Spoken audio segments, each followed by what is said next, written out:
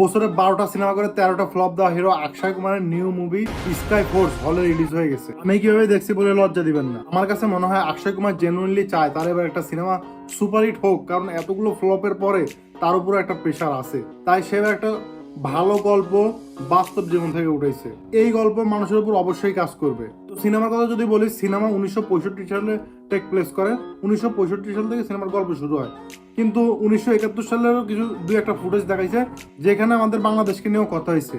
আর এই একটা ছবিতে দেখলাম ইন্ডিয়ান মুভি যেটাকে বাংলাদেশকে টেনে ধরে মানে খিচুড়ি পাকানো হয় নাই। 1965 সালে ইন্ডিয়া পাকিস্তানের মধ্যে একটা যুদ্ধ লাগে। অক্ষয় কুমার পুরো তার টাইগার টিম নিয়ে পাকিস্তানের উপর হামলা করে। এই হামলা তো তারা জয় হয়, কিন্তু তার একটা ফেভারিট ছাত্র গায়েব হয়ে যায়, হুট করে গায়েব হয়ে যায়। সে কি এখনো জিন্দা আছে না মারা গেছে, এটা নিয়ে সিনেমা।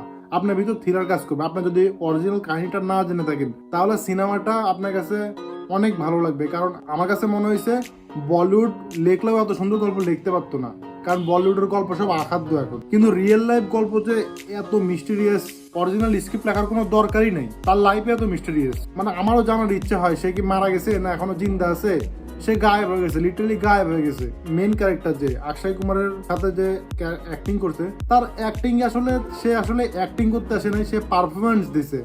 দেখতে ভালো লাগে বিষয়টা, কিন্তু আসলে সে যে রোলের জন্য তাকে কাস্ট করা হয়েছে, সেই রোলটা আসলে তার উপর মানে সেভাবে যায় না। সে সবসময় স্টাইলে চলে, তাকে আসলে সেখানে আমার কাছে মনে হয় না মানাইছে। আমার কাছে ভালো লাগে না তার নেপোটিজম, টাকা আছে ঢুকাই দিছে, সমস্যা নেই। তো আমি অক্ষয় কুমারের কথা যদি বলি, কিন্তু অক্ষয় কুমার আমাকে ডিসঅ্যাপয়েন্ট করছে। এইটা আমি মানে আমার কাছে মনে হয় না অক্ষয় কুমার এতগুলো সিনেমা করছে, তাকে নিয়ে সমালোচনা করার আমার কোনো যোগ্যতা নেই। কিন্তু আমার কাছে দু একটা সিনেমা মনে হয়েছে অক্ষয় কুমার লিটারালি সামনে লেখা দেখে দেখে পড়তেছে, মানে এগুলো ফিল নষ্ট করে ফেলে। এবার ইমোশনের কথা যদি বলি তাহলে আমি 10 আউট অফ 10 দিব ইমোশনের জায়গায়। কারণ মেকাররা চাইছে এটাকে একটা ইমোশনাল সিনেমা বানাইতে। ফাইটিং সিন, মারামারি, এগুলো আসলে সিনেমার মূল মুদ্দাই ছিল না। মূল মুদ্দাই ছিল সিনেমার ইমোশনাল সিন বিল্ড আপ করা, যেটা তারা 100 করতে পারছে। যদি আপনারা কেউ ইন্ডিয়ান থেকে থাকেন তাহলে ইন্ডিয়ানদের কাছে তো মুভিটা অনেক ভালো লাগবে। আমাদের বাংলাদেশের কাছে আসলে এখানে আমাদের সাথে তাদের তো দেশভক্তি মিলে না। অ্যাকশন কোরিওগ্রাফি আর ভিএফএক্স নিয়ে যদি বলি, মাত্র 100 কোটি রুপিস একটা সিনেমা, বলিউডে 100 কোটি রুপি সিনেমা এখন আর হয় না। এটা মানে কম বাজেটের একটা সিনেমা।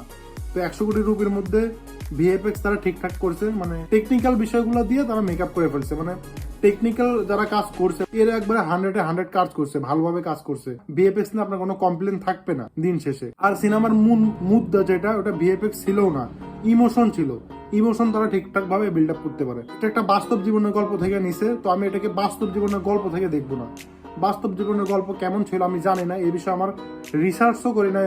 আমি জাস্ট সিনেমা হিসাবে জিনিসটাকে এনজয় করতে চাইছি। সিনেমাটাকে আমি এনজয় করছি সিনেমা হিসাবে শুধু।